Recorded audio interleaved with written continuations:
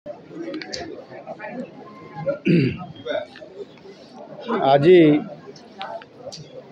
पवित्र दशहरा ये उत्सवर नवमी रे आज कटक सहर को आसी कटक रे माँ दुर्गा पूजार जो एठी एक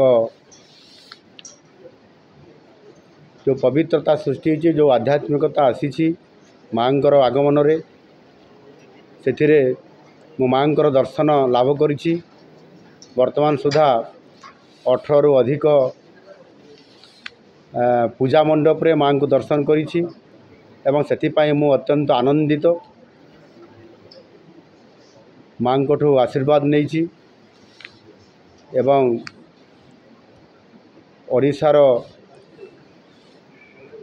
लोक माने एवं विशेष करी कटकवासी किभली भाव में सुख शांति रे रहिबे।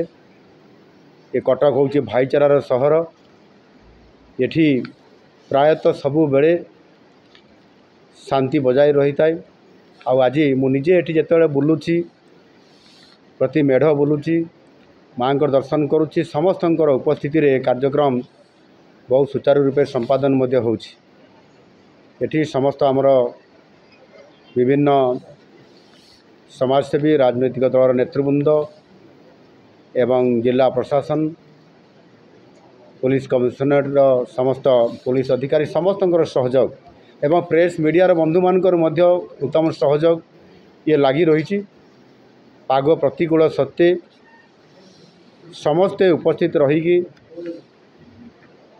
मुख्यमंत्री ये आगमन को से अपेक्षा करते सहित गोटे भातृत्वर संपर्क आज माँ को आशीर्वाद कारण संभव हो पार।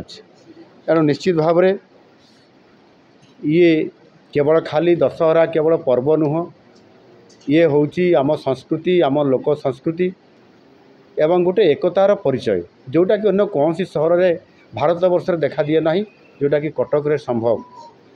कटक रे आज